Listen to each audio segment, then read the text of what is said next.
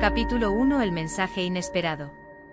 Era un martes gris en Madrid, de esos días en que el cielo parece cubrir la ciudad con una manta de nubes pesadas. Alejandro Martín Ruiz estaba sentado frente a su escritorio en la oficina, revisando por enésima vez una línea de código que se resistía a funcionar. Trabajaba como técnico en sistemas informáticos en una pequeña empresa de tecnología ubicada en el barrio de Chamberí. A su alrededor, el zumbido constante de los ventiladores de las computadoras y el tecleo de sus compañeros formaban un ruido de fondo monótono, casi tranquilizador. A media mañana, su teléfono vibró sobre la mesa. Miró de reojo y vio en la pantalla un nombre que, aunque familiar, le provocó una punzada en el estómago: Laura, madre de Mateo. Laura era su exesposa, la madre de su hijo de 7 años, Mateo. Llevaban 2 años divorciados y aunque la relación había sido cordial en algunos momentos, la mayoría de las veces se limitaba a intercambios fríos y puntuales sobre el niño.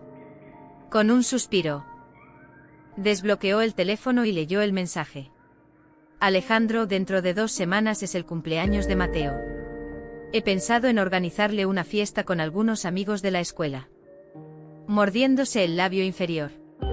No era la primera vez que Laura pedía dinero extra para ocasiones especiales.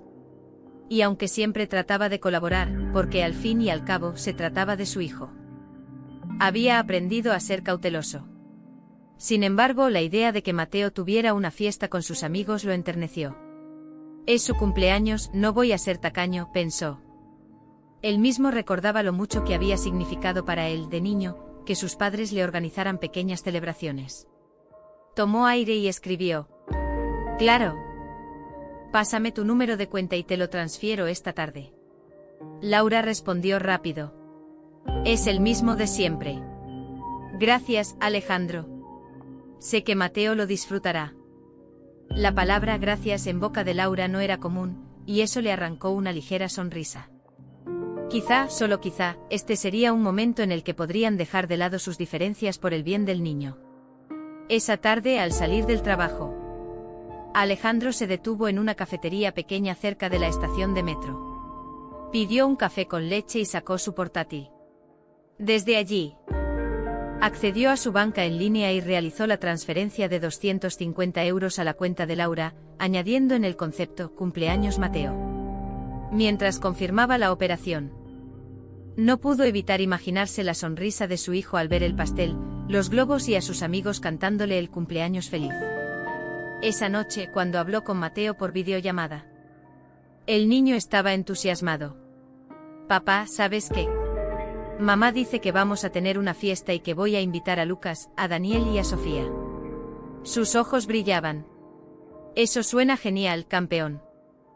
Respondió Alejandro, sintiendo que había tomado la decisión correcta. Me alegra que vayas a pasarlo bien. No le preguntó si él estaba invitado. Sabía que la respuesta podía ser incómoda. En los últimos 2 años, Laura rara vez lo había incluido en actividades escolares o celebraciones conjuntas. Todo se manejaba en compartimentos estancos, él tenía sus fines de semana con Mateo. Ella tenía el resto. Y aunque en el acuerdo de divorcio no se estipulaba que debía excluirlo, Alejandro había aprendido a no forzar las situaciones. Pasaron los días y el ambiente en la oficina se volvió más tenso por la entrega de un proyecto importante. Alejandro trabajaba horas extras y apenas tenía tiempo para pensar en otra cosa. Sin embargo, el calendario en su pared le recordaba que se acercaba la fecha del cumpleaños. A 2 días del evento, decidió escribir a Laura para saber si podía pasar a dejar un regalo el mismo día. Hola, ¿qué tal van los preparativos para el sábado? Quería pasar un rato para darle mi regalo a Mateo. La respuesta llegó 3 horas después. No creo que sea buena idea que vengas. Ya tenemos todo organizado y no quiero que se sienta incómodo. Puedes dárselo el próximo fin de semana cuando lo tengas contigo. Alejandro leyó el mensaje varias veces, tratando de no dejar que la rabia lo controlara. No quiero que se sienta incómodo, ¿acaso ella hablaba por Mateo o por sí misma? Resopló y dejó el teléfono a un lado. Sabía que insistir solo provocaría una discusión. Está bien, no voy a arruinarle el día al niño, pensó, tratando de convencerse. El sábado llegó. Mientras Laura presumiblemente organizaba la fiesta, Alejandro pasó la mañana haciendo una videollamada corta para felicitar a Mateo.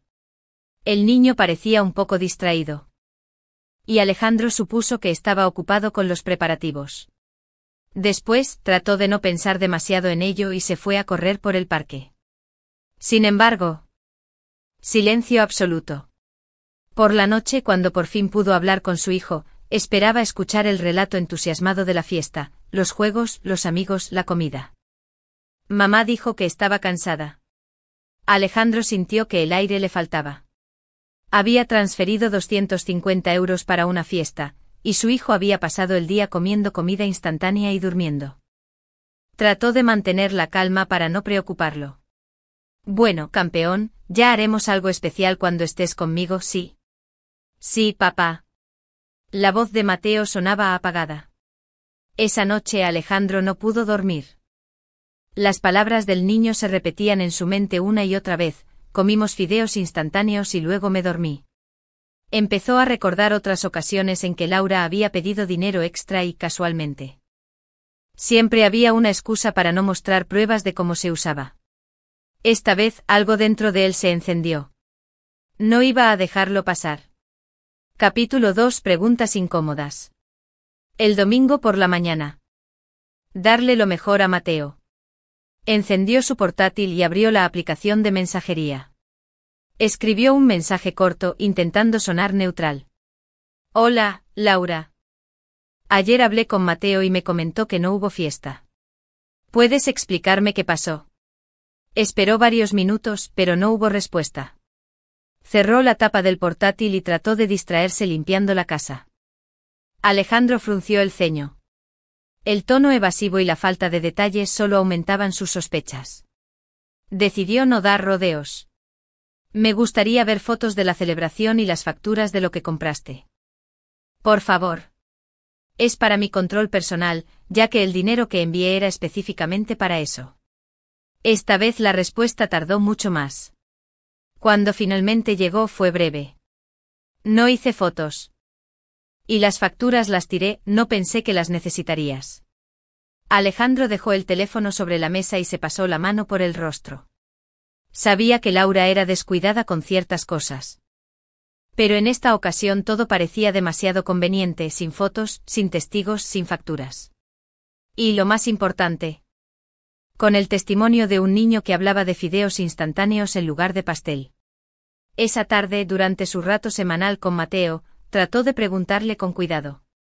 Lo recogió en el parque, como de costumbre, y se fueron a dar un paseo. El niño, con su chaqueta azul y sus zapatillas un poco gastadas, caminaba a su lado mientras observaba los patos en el estanque. Cariño, el otro día me dijiste que no vinieron tus amigos.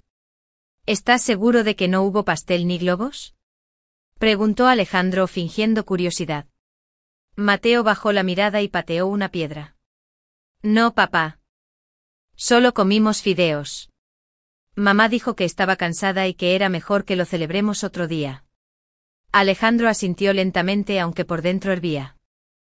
No quería que su hijo sintiera que lo estaba poniendo en medio de una discusión entre adultos, pero cada palabra que escuchaba confirmaba lo que temía. El dinero no se había usado para el propósito acordado. Esa misma noche, de regreso en su piso, Alejandro decidió que no podía dejarlo pasar.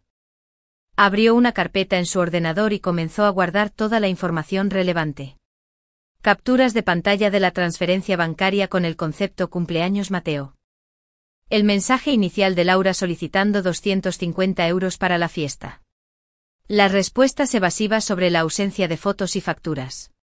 El testimonio de Mateo, que pensaba grabar discretamente la próxima vez que hablaran. Mientras organizaba todo, recordó otras ocasiones similares: dinero para un uniforme escolar que nunca vio. Dinero para actividades extraescolares que Mateo decía no estar haciendo. Era como si estuviera viendo un patrón que antes se negaba a reconocer. El lunes, durante la pausa para el almuerzo. Sergio, necesito tu consejo. Creo que Laura está usando el dinero de manutención de Mateo para otras cosas, y esta vez tengo pruebas. ¿Pruebas concretas?, preguntó Sergio con tono profesional. Tengo mensajes, transferencias, y el testimonio de mi hijo. Ella pidió dinero para una fiesta que no se hizo. Alejandro, esto es serio.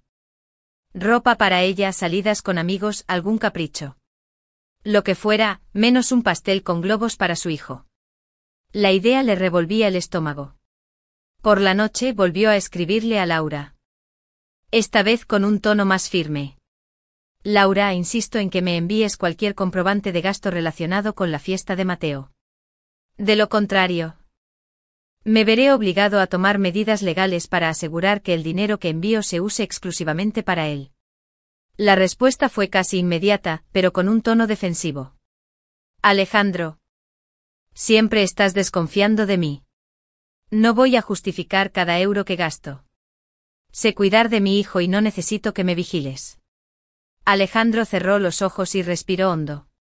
Mi hijo, pensó, repitiendo esas palabras en su cabeza. Sí, Mateo también era su hijo y tenía todo el derecho de asegurarse de que el dinero realmente mejorara su vida. Aquella noche, mientras el silencio llenaba su pequeño apartamento, Alejandro comprendió que estaba a punto de entrar en un terreno incómodo y posiblemente doloroso, llevar a la madre de su hijo a los tribunales. Capítulo 3. El paso hacia la justicia. El martes por la mañana, Alejandro se levantó con una determinación distinta. Ya no era solo una sospecha, ahora tenía un propósito claro. Preparó su café. Se vistió con rapidez y antes de salir al trabajo, revisó la carpeta en su portátil donde había guardado todas las pruebas. Cada archivo, cada captura de pantalla y cada mensaje representaban no solo un registro, sino un recordatorio del motivo por el que estaba dispuesto a dar este paso, proteger a Mateo. En la oficina, Sergio lo recibió con un apretón de manos. Alejandro, me alegra que hayas venido. Cuéntame todo con calma. Es sencillo. Transferí 250 euros a Laura para que organizara la fiesta de cumpleaños de Mateo. No hubo fiesta. Mi hijo me dijo que comieron fideos instantáneos y que se durmió. No hay fotos, no hay facturas. No hay nada. Sergio tomó notas mientras escuchaba. ¿Y tienes los mensajes y la transferencia, correcto? Sí, todo está aquí. Esto encaja perfectamente en lo que se considera uso indebido de la pensión alimenticia, cuando hay una solicitud de dinero extra con un fin específico. No hablamos de la pensión regular, sino de un monto adicional que tú enviaste para algo concreto. Si demostramos que no se utilizó para eso, el juez puede establecer un control estricto sobre esos gastos. Alejandro asintió, sintiendo una mezcla de alivio y ansiedad. ¿Qué implica exactamente ese control? Puede ordenarse que cualquier gasto extra se justifique con facturas y comprobantes antes y después. Incluso se puede reducir la cantidad que envías en casos especiales y, en su lugar, autorizarte a cubrir esos gastos directamente tú mismo. La idea de poder comprar él mismo las cosas para Mateo, en lugar de enviar dinero a ciegas, le parecía sensata. Esa tarde, después del trabajo, Alejandro pasó por una tienda de grabadoras de voz y compró una pequeña, fácil de llevar en el bolsillo. No quería que Mateo se sintiera interrogado, pero sí necesitaba una forma de registrar, de manera discreta, lo que el niño había dicho sobre el cumpleaños. El siguiente fin de semana tendría la oportunidad. El sábado, cuando fue a recoger a Mateo, lo llevó a un parque diferente, más tranquilo. Se sentaron en un banco bajo la sombra de un plátano. Alejandro encendió la grabadora sin que el niño lo notara, escondida en su bolsillo. ¿Recuerdas tu cumpleaños, campeón? Preguntó con tono suave. Sí. Me contaste que comiste fideos y que no vinieron tus amigos. ¿Fue así? Mateo asintió. Mamá dijo que estaba cansada. No hubo pastel. Pero no pasa nada, papá. El corazón de Alejandro se encogió al oír esa última frase. No pasa nada. Era el tipo de resignación que un niño no debería sentir. Guardó el audio en un lugar seguro y continuó el día con actividades divertidas para compensar, llevándolo a comer pizza y a una librería. El lunes siguiente, Alejandro regresó al despacho de Sergio con la grabación y otros detalles que había recopilado. Esto es más que suficiente para iniciar la demanda, dijo Sergio tras escuchar el audio. Además, Vamos a presentar una solicitud para que el juzgado requiera a Laura cualquier prueba de en que gastó ese dinero. Si no lo puede justificar, el juez tomará medidas. Durante las 2 semanas siguientes, Alejandro se dedicó a preparar todo. Sergio redactó la demanda con un tono formal pero firme, subrayando que no se trataba de un conflicto personal, sino de garantizar que el dinero destinado a Mateo se utilizara efectivamente para su bienestar. Cuando el documento estuvo listo, Alejandro lo leyó detenidamente antes de firmarlo. Cada párrafo era un golpe de realidad, estaba llevando a la madre de su hijo a los tribunales. No porque quisiera lastimarla, sino porque ya no podía permitir que la negligencia y el desvío de fondos afectaran a su hijo. El día de la primera audiencia, Alejandro llegó con media hora de antelación. Se sentó en un banco de madera en el pasillo del juzgado, con el expediente en las manos. Laura llegó 10 minutos después, con una expresión de fastidio evidente. Ni siquiera lo miró al pasar. Cuando entraron en la sala, el juez escuchó primero a Sergio, quien presentó las pruebas, la transferencia con el concepto cumpleaños Mateo, los mensajes solicitando fotos y facturas, la negativa de Laura, y el testimonio del niño grabado. Laura intentó alegar que la fiesta fue pequeña, y que no debía dar explicaciones de cada gasto. Laura se limitó a decir: «Eres un controlador». Alejandro respondió con voz serena: «No. Soy un padre que protege a su hijo». Y con eso se dio media vuelta y se fue, con la certeza de que, a partir de ahora, Mateo estaría más protegido. Capítulo 4: Un nuevo comienzo. El fallo judicial había sido emitido hacía apenas 2 semanas, pero Alejandro ya podía sentir el cambio. No solo en los procedimientos legales o en la forma en que se gestionaban los gastos para Mateo, sino en la manera en que él mismo respiraba. Aquella opresión en el pecho que lo había acompañado durante meses se estaba disipando poco a poco, como una nube que finalmente deja pasar el sol. La primera vez que aplicaron la nueva resolución fue casi inmediata. Mateo necesitaba material escolar para el nuevo trimestre, cuadernos, lápices, un estuche y un par de libros de lectura. En lugar de transferir dinero, Alejandro tomó la lista que la escuela había enviado, y fue él mismo a la papelería. Caminaba por los pasillos con una sensación extraña. Mitad orgullo y mitad melancolía. Orgullo porque estaba asegurándose de que su hijo recibiría exactamente lo que necesitaba, melancolía porque en un mundo ideal, aquello debería haber sido una decisión conjunta y pacífica entre él y Laura. Cuando fue a entregarle el material a Mateo en la puerta de la escuela, el niño lo recibió con una sonrisa radiante. «Papá, mira. Es el estuche que quería», dijo mostrando un estuche azul con estampado de cohetes. «Me alegra que te guste, campeón». Era un momento sencillo, pero para Alejandro valía más que cualquier cantidad de dinero.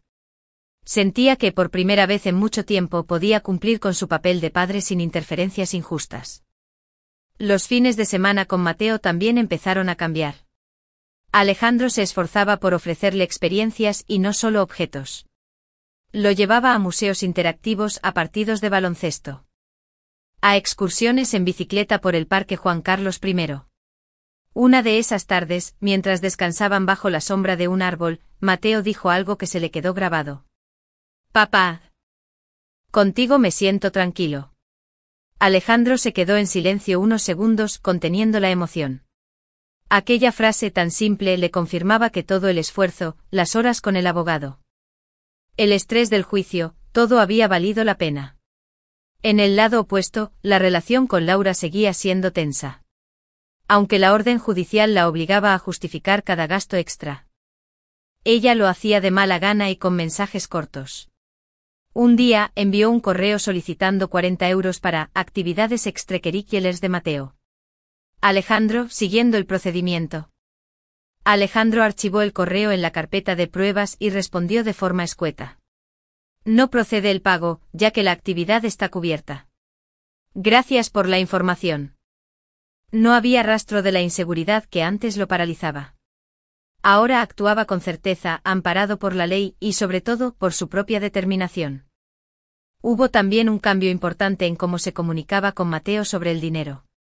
Antes evitaba el tema por miedo a que el niño se sintiera atrapado entre sus padres. Ahora Sin entrar en detalles, le explicaba que el dinero que papá enviaba era para sus cosas, su escuela, su ropa, su comida. Y que si alguna vez sentía que no tenía lo que necesitaba, podía decírselo directamente. Una tarde Mateo lo puso a prueba. Estaban en una librería y el niño miraba un libro ilustrado sobre planetas con evidente fascinación. Es muy bonito. Un vendedor de castañas en la Plaza Mayor, una pareja de ancianos caminando de la mano, niños jugando en una fuente. En cierto modo, la fotografía le recordaba lo que estaba intentando hacer con su vida, enfocar lo importante y dejar en segundo plano lo que no aportaba. No obstante, el proceso no estaba exento de momentos amargos. Un día, Mateo llegó a su casa con una camiseta vieja y desgastada.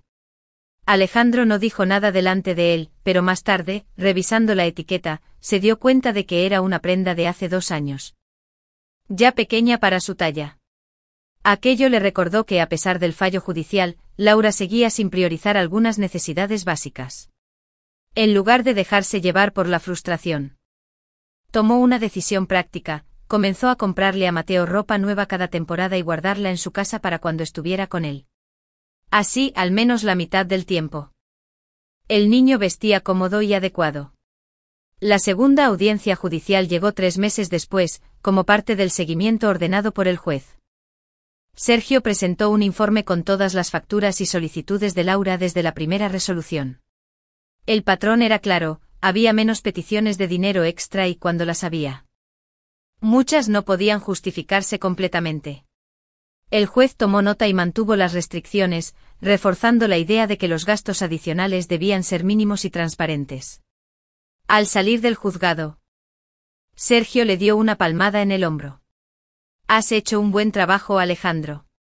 No todos los padres se atreven a dar este paso. Muchos se resignan. No puedo resignarme cuando se trata de Mateo, respondió él sin dudar. El impacto más visible de todo este proceso no estaba en los documentos legales ni en las cifras, sino en la actitud de Mateo. El niño, que antes parecía más retraído, ahora mostraba más entusiasmo en sus actividades. En la escuela, sus notas mejoraron y su profesora comentó en una reunión que estaba más participativo y seguro de sí mismo. Alejandro entendió entonces que proteger los recursos de su hijo no era solo cuestión de justicia económica, sino también de estabilidad emocional. Saber que su padre estaba pendiente de sus necesidades y dispuesto a actuar le daba a Mateo una sensación de seguridad que ningún regalo podía igualar. Una tarde de primavera. Mientras caminaban por el parque, Mateo se detuvo a mirar un grupo de niños que jugaban al fútbol. Papá, ¿crees que podría apuntarme a un equipo? Alejandro sonrió. Claro que sí. Vamos a buscar uno que te guste y yo me encargo de todo. Y así lo hicieron. Una semana después, Mateo estrenaba uniforme y botas nuevas, corriendo feliz tras un balón. Alejandro, desde la grada, lo miraba con el corazón lleno. No era solo fútbol, era la confirmación de que su hijo podía seguir creciendo con oportunidades reales, sin que el dinero destinado a él se perdiera por el camino. Ese día, al regresar a casa, Alejandro encendió su ordenador y escribió una frase en la primera página de su libreta de control de gastos. Proteger a Mateo es proteger su futuro. Sabía que la batalla legal podía no estar completamente terminada, que tal vez surgirían nuevos conflictos. Pero también sabía que ahora contaba con las herramientas, la experiencia y la fortaleza para enfrentarlos. Y sobre todo sabía que mientras él estuviera allí, Mateo nunca volvería a pasar un cumpleaños olvidado comiendo fideos instantáneos. Capítulo 5. La lección más importante. Habían pasado 6 meses desde la primera resolución judicial y 3 desde la segunda audiencia. El invierno empezaba a retirarse de Madrid, dejando las calles salpicadas de sol tímido y árboles que poco a poco recuperaban sus hojas. Alejandro caminaba por la Gran Vía con una sensación extraña, una mezcla de alivio, gratitud y cansancio. No era el mismo hombre que meses atrás se había sentado frente a Sergio con un expediente lleno de dudas. Ahora se sentía más seguro, no solo en el terreno legal. Alejandro quería darle esa celebración que nunca tuvo. No planeaba nada ostentoso, solo una tarde en casa con algunos amigos de Mateo, una tarta de chocolate y juegos de mesa. El sábado, La casa se llenó de risas infantiles. Había globos pegados a las paredes, serpentinas colgando del techo y una mesa con galletas, zumos y una tarta con el nombre de Mateo escrito en glaseado azul. El niño, al ver todo preparado, se quedó de pie en la puerta del salón, mirando la escena en silencio. «Papá, ¿todo esto es para mí?», preguntó con una mezcla de incredulidad y alegría. «Claro. Aunque no siempre estemos juntos». Esas palabras fueron un golpe directo al corazón de Alejandro. Durante meses había temido que las tensiones con Laura afectaran la percepción que Mateo tenía de él. Escuchar esa afirmación tan sencilla y directa era la prueba de que sus acciones habían calado más que cualquier conflicto. En los días siguientes, Alejandro siguió cumpliendo con las medidas dictadas por el juez. Cada gasto extra solicitado por Laura pasaba por un filtro, justificación previa, comprobantes y si algo no cuadraba. Simplemente no se aprobaba. Ya no había discusiones interminables ni llamadas cargadas de reproches. Todo se resolvía por escrito con la frialdad de un procedimiento claro. Y eso le daba a Alejandro una paz que antes parecía imposible. Pero más allá de la burocracia, lo que realmente había cambiado era su relación con Mateo. Ahora hablaban más. No solo de tareas escolares o actividades, sino de sueños, miedos y curiosidades. El niño le preguntaba por su trabajo porque le gustaba la fotografía. E incluso le pidió que le enseñara a manejar una cámara. Alejandro aceptó encantado, viendo en ese interés una oportunidad para compartir algo más que fines de semana. Un domingo por la tarde. Salieron juntos a fotografiar el atardecer desde el templo de Devot. Mientras el cielo se teñía de naranja y violeta, Alejandro le enseñaba a Mateo cómo enfocar. Puedes perder lo más bonito. Y eso pasa también en la vida, a veces hay que esperar, observar y elegir el momento correcto para actuar. Mateo asintió. Como si entendiera más de lo que Alejandro esperaba. Quizá, de alguna forma, aquella frase también explicaba todo lo que habían vivido. Esperar el momento para actuar y proteger lo que realmente importa. Con el tiempo, Laura pareció resignarse a la nueva dinámica. Ya no enviaba tantas solicitudes de dinero extra, y cuando lo hacía, venían acompañadas de documentos y facturas. Aunque la relación entre ellos seguía siendo distante, Alejandro valoraba esa estabilidad. Sabía que no podía cambiar el pasado ni controlar las decisiones de Laura fuera del marco legal, pero sí podía asegurarse de que Mateo estuviera cubierto.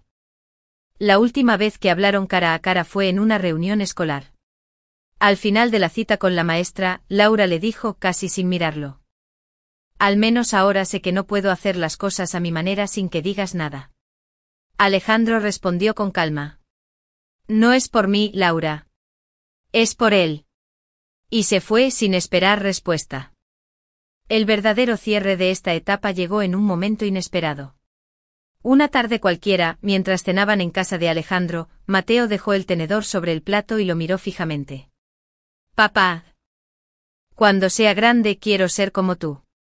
¿Y eso? Preguntó sonriendo. Porque cuidas de mí aunque a veces sea difícil. Y porque siempre haces lo que dices que vas a hacer. Alejandro sintió un nudo en la garganta. Aquella frase era, sin duda, el mejor reconocimiento que podía recibir. No venía de un juez, ni de un abogado, ni de un papel con un sello oficial. Venía de la persona que más le importaba en el mundo. Gracias, campeón. Y yo siempre voy a estar aquí para ti. Se levantó, caminó hasta la estantería y sacó un álbum de fotos nuevo. En la primera página colocó la imagen de Mateo soplando las velas en la fiesta pendiente. Abajo escribió con un bolígrafo azul. El día que recuperamos lo que nunca debimos perder. Aquel álbum se convirtió en un símbolo. Cada vez que vivían un momento importante, un partido de fútbol, una excursión, una tarde de fotos, añadían una nueva página. No era solo un registro de recuerdos, sino una declaración silenciosa, que a pesar de todo, habían aprendido a proteger y valorar lo esencial.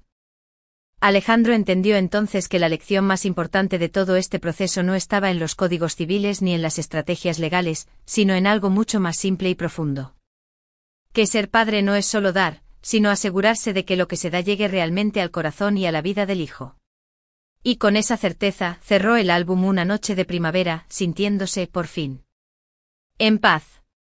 Capítulo 6. Semillas de futuro.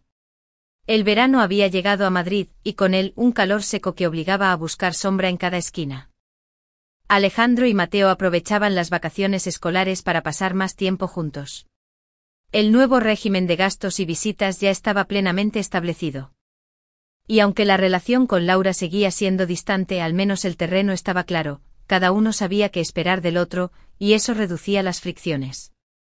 Esa mañana, Alejandro había prometido llevar a Mateo al Parque del Retiro para alquilar una barca en el estanque grande. El niño estaba emocionado, llevaba días hablando de remar y alimentar a los patos. Llegaron temprano, antes de que el sol cayera a plomo. Mientras esperaban su turno, Mateo observaba a otros niños en las barcas, señalando los remos y comentando con entusiasmo. «Papá, ¿crees que podríamos venir aquí todos los veranos?» «Claro que sí, Mateo. Podemos hacerlo una tradición». «¿Qué es tradición?», preguntó girando la cabeza con curiosidad. «Es algo que repetimos cada cierto tiempo porque nos gusta y porque nos recuerda quiénes somos y lo que compartimos». Mateo sonrió y asintió. Como si guardara esa palabra en un rincón especial de su memoria. Mientras remaban, Alejandro se dio cuenta de lo mucho que había cambiado su vida en los últimos meses. Antes, cada encuentro con Mateo estaba cargado de preocupación: ¿estaría bien cuidado? ¿Se estaría usando bien el dinero? ¿Lo estarían haciendo sentir en medio de la batalla? Ahora, aunque aún había tensiones con Laura, Alejandro sentía que había recuperado el control sobre lo que podía hacer por su hijo. En un momento, Mateo dejó de remar y miró el agua. «Papá, ¿puedo decirte algo?» «Claro, campeón. El otro día en casa de mamá, le dije que tú siempre cumples lo que prometes». Y ella no dijo nada. Solo me miró raro. Alejandro respiró hondo. No quería convertir aquello en una conversación sobre conflictos de adultos. «Lo importante es que tú lo sepas, Mateo. Y que siempre puedas contar conmigo». «Sí. Por eso te lo dije». Era una frase simple, pero Alejandro sintió que cada palabra de su hijo era un ladrillo más en el puente que estaban construyendo juntos. Las semanas pasaron y, con ellas, llegaron nuevas pequeñas pruebas. Laura pidió una aportación para comprar un nuevo escritorio para Mateo, alegando que el anterior estaba roto. Siguiendo el procedimiento, Alejandro solicitó fotos del escritorio y un presupuesto de la tienda. Descubrió que el escritorio no estaba roto, sino que Laura quería reemplazarlo por uno que había visto en oferta para su propia habitación y pensaba darle el viejo a Mateo. En otra época, esto habría derivado en una discusión acalorada.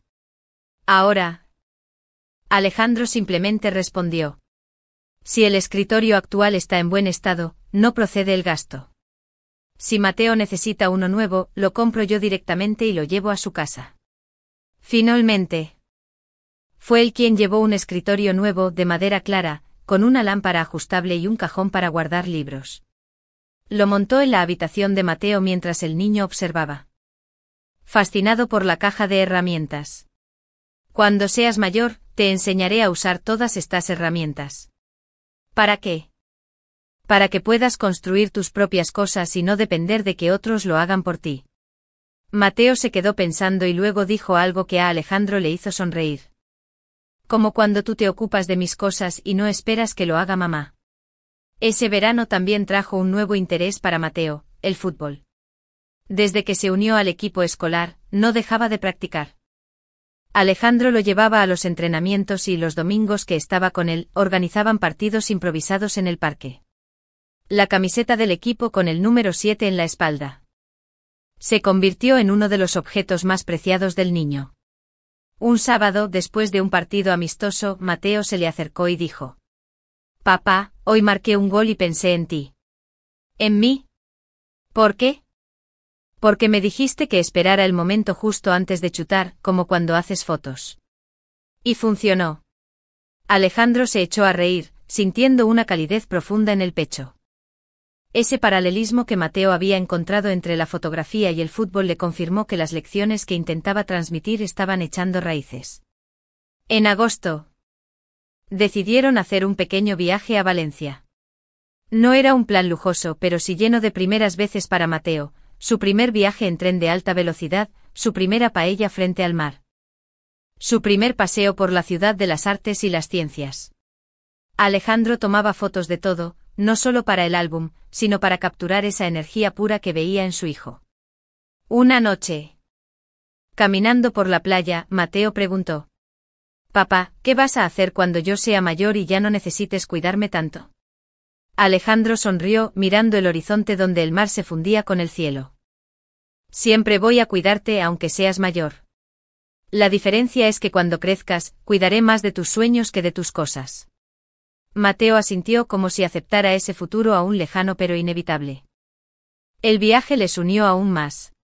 Alejandro comenzó a pensar en proyectos a largo plazo: abrir una cuenta de ahorros para la universidad de Mateo, organizar más viajes culturales, enseñarle a cocinar platos sencillos. Todo lo que hiciera, quería que tuviera un propósito: darle a su hijo herramientas para la vida. De regreso a Madrid, Alejandro escribió en su libreta de control, aquella que había empezado con apuntes de gastos y facturas. No se trata solo de vigilar lo que se gasta. Se trata de invertir en lo que queda para siempre. Un domingo por la tarde, mientras organizaban juntos el álbum de fotos, Mateo señaló una imagen de la fiesta pendiente y dijo: «Esta es mi foto favorita». «¿Por qué?» «Porque ese día me di cuenta de que no importa cuándo sea la fiesta, sino que estés tú». Alejandro sintió un nudo en la garganta. No respondió de inmediato, solo abrazó a su hijo, pensando que esas palabras eran la verdadera victoria. Mucho más que cualquier sentencia judicial. Con el verano llegando a su fin, Alejandro entendía que aún habría retos. Que las tensiones con Laura no desaparecerían por completo. Pero también sabía que pase lo que pase, había establecido una base sólida, un vínculo fuerte. Un sistema justo y una vida en la que Mateo podía crecer con seguridad y amor. El camino no había sido fácil, pero mirando a su hijo reír mientras hojeaba las fotos, Alejandro supo que cada paso, esta vez sí estaba protegido. Capítulo 7: La nueva batalla. El otoño había llegado a Madrid con su aire fresco y hojas doradas cubriendo las aceras. Hasta que una carta con membrete judicial llegó al buzón de Alejandro. El sobre era grueso. Lo abrió con cautela, y al leer el encabezado, sintió como un peso frío se instalaba en su estómago. Solicitud de modificación de medidas. Laura había iniciado un procedimiento para revertir las restricciones que el juez le había impuesto. Entre las líneas había insinuaciones que le molestaban profundamente, que él buscaba controlar y que su insistencia en facturas y comprobantes limitaba la calidad de vida del menor. Sabía que no era cierto, pero también sabía que estas batallas no se ganaban solo con la verdad, se ganaban con pruebas sólidas. Respiró hondo y llamó a Sergio, su abogado. «Sergio. Ha vuelto a la carga». Lo imaginaba. A algunos les molesta rendir cuentas. Pero tranquilos, si tenemos la documentación en orden, esto no solo se va a mantener, sino que podría reforzarse. Durante las semanas siguientes, Alejandro y Sergio trabajaron en silencio. Reunieron todo: facturas de compras hechas por él mismo para Mateo, correos electrónicos donde Laura pedía dinero sin justificación, y registros escolares que mostraban mejoras en el rendimiento y bienestar del niño desde que se implementaron las medidas. Una tarde. «Mamá quiere cambiar algunas cosas sobre cómo cuidamos de ti». «¿Es porque no quiere enseñar los tickets?», preguntó con una lucidez que sorprendió a Alejandro. «Más o menos. No quiero que te preocupes, Mateo. Solo necesito que sigas diciéndome si tienes lo que necesitas y si algo no está bien. Siempre te lo digo. Y si hace falta, puedo decirlo delante del juez». Alejandro sonrió, sintiendo un orgullo silencioso. Sabía que no podía poner a su hijo en el centro del conflicto, pero también reconocía que con 8 años, Mateo ya entendía más de lo que aparentaba. Al inicio expuso que el control actual era humillante y que ella siempre había actuado pensando en el bienestar del menor. Pidió que se eliminaran las exigencias de facturas y que Alejandro volviera a enviar las sumas adicionales sin supervisión. Sergio respondió con calma, presentando un dossier con pruebas organizadas. Registros de compras directas que Alejandro había hecho para Mateo, ropa, material escolar, equipamiento deportivo. Solicitudes injustificadas de dinero por parte de Laura. Acompañadas de pruebas de que esos gastos ya estaban cubiertos por otros medios. Evolución escolar y emocional de Mateo.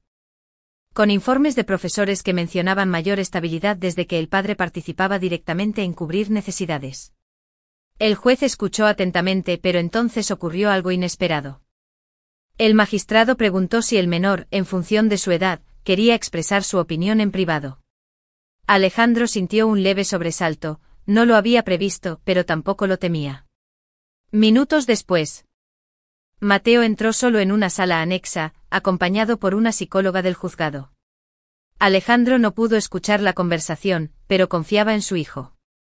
Sabía que no lo entrenaba para repetir discursos, sino que siempre le decía, cuenta la verdad y lo que sientes. Cuando Mateo regresó, llevaba una expresión tranquila. El juez pidió un receso. Sergio se acercó a Alejandro y en voz baja dijo: No puedo decirte lo que ha dicho, pero creo que ha sido muy bueno para tu caso. En la reanudación, el juez habló con tono firme. El testimonio del menor ha sido claro y coherente con las pruebas presentadas. Este tribunal considera que el sistema actual de control de gastos ha beneficiado directamente al niño y, por tanto, no solo se mantiene, sino que se amplía a ciertos aspectos adicionales para garantizar su bienestar. Laura apretó los labios, claramente molesta. Alejandro, por su parte, sintió un alivio tan grande que casi tuvo que contener un suspiro. A la salida del juzgado, Mateo caminaba junto a él, con la mochila colgada al hombro. ¿Ha salido bien?, preguntó el niño. Esa frase se quedó resonando en Alejandro. No se trataba solo de ganar una batalla legal, se trataba de criar a un niño que entendiera la importancia de la honestidad y la coherencia. Las semanas siguientes fueron más tranquilas. Laura redujo drásticamente sus solicitudes de dinero extra, y cuando las hacía, venían con facturas claras. No era una relación cordial, pero al menos funcionaba bajo un marco que protegía a Mateo. Una tarde, mientras cenaban, Alejandro sacó una caja pequeña y la puso sobre la mesa. «Es para ti». Mateo la abrió y encontró una pulsera tejida a mano con pequeñas cuentas de madera. «¿Qué significa?» «Que pase lo que pase, siempre estamos unidos. Es un recordatorio de que la verdad y el cuidado real no se rompen». Mateo se la puso en la muñeca, mirándola con una sonrisa. «Entonces la voy a llevar siempre». En los meses que siguieron, Alejandro sintió que esta nueva batalla no solo había reforzado la protección legal, sino que también había fortalecido la confianza entre él y su hijo. Cada vez que miraba esa pulsera en la muñeca de Mateo, recordaba que, más allá de documentos y sentencias, el verdadero objetivo siempre había sido ese. Pero también seguros de que juntos podían enfrentarlos todos. Capítulo 8. El eco de los años. Habían pasado 5 años desde aquella última batalla judicial. Madrid seguía siendo la misma ciudad vibrante, pero en la vida de Alejandro y Mateo todo había cambiado. Con el cabello siempre un poco desordenado y una energía inquieta que parecía imposible de contener. Alejandro lo miraba a veces con una mezcla de orgullo y nostalgia. Recordaba las tardes de fútbol en el parque, las conversaciones sobre cámaras y la fiesta pendiente que habían celebrado años atrás. Ahora, Mateo tenía un círculo amplio de amigos. Entrenaba en un club juvenil de fútbol y empezaba a interesarse por temas que hace poco le habrían parecido aburridos: política escolar, proyectos sociales y, para sorpresa de Alejandro: ¿Tú crees que lo que hiciste cuando yo era pequeño cambió algo de verdad? Alejandro lo miró intentando descifrar el trasfondo de la pregunta. ¿Te refieres al juicio contra mamá? Sí, y a todo eso de los gastos, las facturas y, bueno, de asegurarte de que todo lo que me dabas llegara a mí. Alejandro tomó un sorbo de café antes de responder. Sino asegurarse de que lo que das sirve para algo. Mateo asintió lentamente. Creo que lo entendí, pero me costó. Antes pensaba que solo era una pelea entre ustedes. Ahora veo que no era así. Ese fin de semana, Alejandro decidió llevar a Mateo a caminar por el Retiro, como hacían cuando él era niño. Las hojas amarillas cubrían los senderos y el aire fresco traía consigo un olor a tierra húmeda. Caminaron en silencio un rato, hasta que llegaron al estanque grande. ¿Recuerdas la primera vez que vinimos aquí?, preguntó Alejandro. Sí. Fue el verano en que dijiste que esto sería una tradición. Y aquí estamos cumpliéndola. Se sentaron en un banco, observando a la gente remar. Alejandro notó que Mateo llevaba aún, en la muñeca izquierda, la pulsera de cuentas de madera que le había regalado años atrás. Aunque estaba un poco desgastada, seguía intacta. Esa pulsera ha sobrevivido a muchas cosas, ¿eh?, comentó Alejandro. Claro. Es como mi recordatorio de que aunque las cosas se pongan feas, siempre hay alguien que me cuida. Alejandro sintió que esas palabras le llegaban al corazón de una manera distinta ahora que Mateo era mayor. No era una frase inocente de un niño. Era una reflexión consciente de un joven que había vivido y entendido. Con el paso de los años, la relación con Laura había cambiado poco. No había más batallas legales, pero tampoco cercanía. Las interacciones se limitaban a lo necesario y se mantenían en un tono neutral. Mateo, por su parte, había aprendido a manejar la situación con madurez, no culpaba a uno ni a otro. Pero sabía quién había estado de forma constante y tangible. En el colegio, un profesor de ciencias sociales había pedido a los alumnos escribir un ensayo sobre la persona que más ha influido en mi vida. Alejandro no lo sabía, pero unas semanas después, Mateo le entregó un sobre durante la cena. Es para ti. No lo leas ahora, porque me da vergüenza. Alejandro sonrió, respetando la petición. Más tarde, ya en la tranquilidad de su habitación, abrió el sobre y leyó: la persona que más ha influido en mi vida es mi padre. No solo porque me cuidó, sino porque me enseñó que cuidar de alguien significa estar atento a los detalles. Él no dejó que lo que era para mí se perdiera por el camino. Y aunque cuando era pequeño no lo entendía, ahora sé que su insistencia fue lo que me dio estabilidad. Por eso, cuando sea adulto, las horas en el juzgado, las discusiones incómodas y las noches sin dormir habían dejado una huella profunda y positiva. La semana siguiente Mateo pidió algo inesperado. Papá. Sí. Creo que me va a servir para el equipo de fútbol. Quiero que el dinero que usamos para los torneos se gaste bien. Mientras Alejandro le enseñaba a organizar las columnas, guardar facturas y hacer un seguimiento, sintió que estaba transmitiendo no solo una habilidad práctica, sino también un valor, la responsabilidad. ¿Ves? Aquí anotas el propósito del gasto, la fecha. Y luego guardas el comprobante. Así, si alguien pregunta, tienes cómo demostrarlo. Exacto como hiciste tú, dijo Mateo sonriendo. Meses después, Mateo fue elegido delegado del curso. Su primer proyecto fue organizar una colecta para renovar el material de la biblioteca. Alejandro lo observaba desde fuera, viendo cómo hablaba con los profesores, cómo presentaba el plan a sus compañeros y cómo llevaba una carpeta con cada donación registrada. Una noche mientras cenaban, Mateo le contó: hoy un chico me dijo que era un pesado porque siempre quiero ver en qué se gasta el dinero. Y yo le dije que quiero que llegue a donde tiene que llegar. Alejandro rió. Socios en proyectos pequeños y sobre todo cómplices en la idea de que las cosas importantes se cuidan con hechos, no solo con palabras. El día que Mateo cumplió 13 años, Alejandro organizó una cena sencilla en casa. No había grandes regalos materiales, pero sí algo especial: un álbum con fotos de todos esos años, desde la fiesta pendiente hasta las excursiones, los partidos de fútbol y el viaje a Valencia. En la última página, escribió: todo lo que hemos pasado nos hizo más fuertes. No importa cuántos años pasen, siempre tendrás en mí a tu mayor defensor. Mateo lo leyó en silencio, luego lo abrazó con fuerza. Y tú siempre tendrás en mí a alguien que entiende por qué hiciste todo eso. Alejandro supo en ese momento que el eco de aquellos años difíciles seguiría resonando en la vida de Mateo, no como una sombra, sino como una luz que lo acompañaría en cada decisión importante. Capítulo 9: El círculo que se cierra.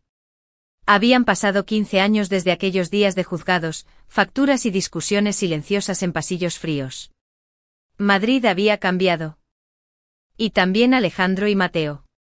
El niño que una vez llevaba una pulsera de cuentas de madera ahora era un hombre de 28 años, con un porte seguro. Vivía en el mismo piso de Chamberí. Seguía trabajando a media jornada como técnico en sistemas informáticos. Aunque la vida adulta de su hijo significaba que ya no se veían todos los días. Una tarde de primavera, Alejandro recibió una llamada inesperada. «Papá, ¿puedes venir mañana a la calle Princesa 45?» Vestido con una camisa azul y una sonrisa amplia. Sin decir nada, lo llevó al interior de un edificio moderno con grandes ventanales. Tomaron el ascensor hasta el tercer piso, donde unas puertas de cristal daban paso a una oficina luminosa. «¿Qué es todo esto?», preguntó Alejandro intrigado. «Es mi nuevo despacho. Y también, es algo tuyo».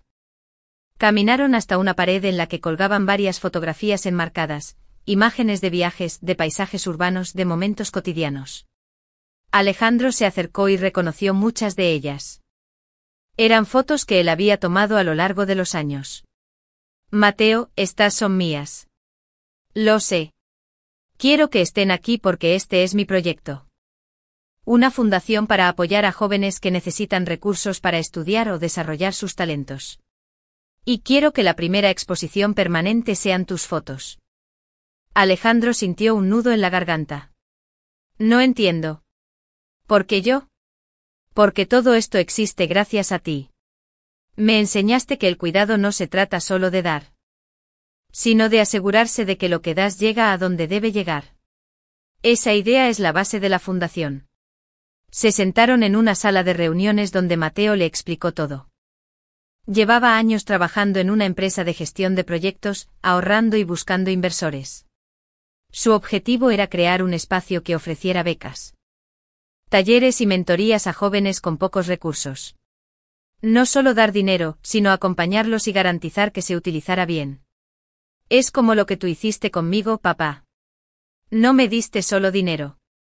Las facturas revisadas, las noches en vela preparando pruebas para el juzgado. Todo eso, en su momento había parecido una lucha agotadora. Ahora se convertía en semillas que germinaban en un terreno fértil». Después de recorrer la oficina, Mateo lo llevó a un pequeño almacén. Abrió una caja y sacó un objeto que Alejandro no veía desde hacía años, la pulsera de cuentas de madera. «Pensé que la habías perdido», dijo Alejandro emocionado. «Nunca. La guardé porque sabía que un día te la devolvería. Ahora creo que ese día ha llegado».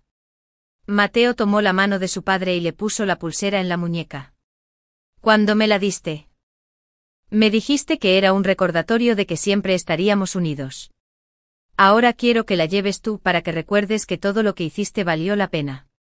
Alejandro cerró los ojos un instante, conteniendo las lágrimas. En los meses siguientes, la fundación comenzó a funcionar. Alejandro participaba como fotógrafo y mentor en talleres creativos, enseñando a los chicos a capturar la belleza de lo cotidiano. Mateo, como director, se ocupaba de que cada beca, cada recurso, estuviera respaldado por un seguimiento real. El lema de la fundación, escrito en letras grandes en la entrada, decía: «Lo importante no es solo dar, sino cuidar que lo que das llegue al corazón». Un día, durante la inauguración oficial, Alejandro fue invitado a decir unas palabras. Se puso de pie frente a un grupo de jóvenes, familiares y amigos. «Hace muchos años, tuve que aprender que amar a alguien no es solo estar presente, sino también proteger sus oportunidades. Hoy veo que esa lección ha pasado a la siguiente generación. Y eso es lo más grande que puede esperar un padre». El aplauso fue cálido y largo. Entre la gente, Mateo lo miraba con orgullo como él había mirado a su hijo tantas veces en el pasado. Con el tiempo, la fundación creció. Ayudó a decenas de jóvenes a terminar sus estudios, iniciar proyectos artísticos o aprender oficios. Alejandro, aunque ya jubilado, seguía yendo cada semana, cámara en mano, para documentar los progresos y las historias de esos chicos. Una tarde de invierno, mientras revisaban fotos para una nueva exposición, Mateo le dijo: «¿Sabes qué me gustaría? Que un día esta fundación siga funcionando aunque nosotros no estemos. Entonces hay que asegurarse de que lo que construimos tenga raíces profundas, respondió Alejandro sonriendo. Exacto lo que me enseñaste. En casa, aquella noche. Alejandro volvió a abrir el viejo álbum de fotos que había empezado cuando Mateo era niño. Ahora, en las páginas finales, había imágenes de la fundación, de jóvenes sonriendo con sus diplomas. De talleres llenos de creatividad. Cerró el álbum con una sensación de paz profunda. El círculo se había cerrado. Lo que comenzó como una lucha solitaria por proteger el dinero de manutención de un niño se había transformado en una misión compartida que impactaba vidas más allá de la suya. No sé exactamente cuándo empezó a formarse en mi cabeza la idea de escribirte esta carta. Quizá fue la primera vez que, de adulto, me encontré revisando facturas y comprobantes para un proyecto en la fundación y me di cuenta de que estaba repitiendo tus gestos, tus rutinas, tus manías. O quizá fue el día en que vi la pulsera de cuentas de madera en tu muñeca y sentí que la historia se había cerrado de alguna manera. Lo cierto es que ahora, con casi 30 años, puedo mirar atrás con una claridad que de niño no tenía. De pequeño muchas cosas me confundían, porque había tantas discusiones silenciosas. Recuerdo perfectamente aquella fiesta pendiente que me hiciste. Los globos pegados a las paredes, la tarta con mi nombre en glaseado azul, el ruido de las risas de mis amigos llenando la casa. No me lo dijiste, pero yo sabía que había una historia detrás de esa fiesta, que no era solo una celebración tardía. Era una promesa cumplida. Y en esa promesa entendí algo que me acompañaría siempre. Que cumplir con lo que se dice es una forma de amar. Pasaron los años y poco a poco empecé a entender las reglas no escritas que guiaban tu forma de cuidarme. No se trataba de darme todo lo que pedía, sino de asegurarte de que cada cosa que recibía cumpliera un propósito. Me enseñaste a diferenciar entre un capricho y una necesidad. Entre un gasto impulsivo y una inversión. Y aunque a veces me frustraba, porque de niño uno quiere que todo sea inmediato, hoy sé que esa disciplina moldeó mi manera de ver el mundo. Sé que hubo momentos en los que la soledad te pesó. Lo notaba en tu mirada cuando, después de dejarme en casa de mamá, te quedabas unos segundos más en el coche antes de arrancar. No sé si estabas pensando en lo que habías dicho o en lo que te habría gustado decir. Pero aunque no siempre te lo expresé, yo sentía tu constancia como una certeza. Sabía que estabas allí. Incluso cuando no estabas físicamente. Con el tiempo esa constancia se convirtió en mi propio modo de actuar. Cuando años después me encontré liderando un equipo, me descubrí repitiendo tus frases. Hay que esperar el momento justo, no se trata solo de dar, sino de cuidar que lo que das llegue. Y me di cuenta de que tu manera de vivir se había filtrado en la mía sin que yo me diera cuenta. Algo que ayudara a otros a sentir la seguridad que yo sentí. Porque papá, aunque hubo años complicados, yo siempre me sentí seguro contigo. Incluso en los días en los que no había fiestas ni viajes. Había algo que no fallaba, tu palabra. El día que te llevé a conocer la fundación y colgamos tus fotos en las paredes, quise que entendieras que no era un gesto simbólico. Era literal. Tus fotos están ahí porque todo lo que hacemos está inspirado en lo que tú hiciste por mí. Cada beca, cada taller. Cada seguimiento a un chico o chica que quiere salir adelante, todo eso es una extensión de la lección que me diste. A veces me pregunto cómo habría sido mi vida si no hubieras dado aquella primera batalla judicial. Si hubieras dejado pasar el cumpleaños de los fideos instantáneos como una anécdota sin importancia. Sino para agradecerte lo que en su momento no se veía, la paciencia de explicarme las cosas sin hablar mal de nadie, la determinación de seguir un proceso aunque fuera lento y desgastante. La humildad de no usarme como arma en una pelea que no era mía. Quiero que sepas que la pulsera que te devolví no fue un cierre, sino un relevo. Es mi forma de decirte que ahora yo también puedo cuidar de ti. Y no hablo solo de acompañarte cuando lo necesites, sino de asegurarme de que las cosas que te importan sigan vivas. La fundación.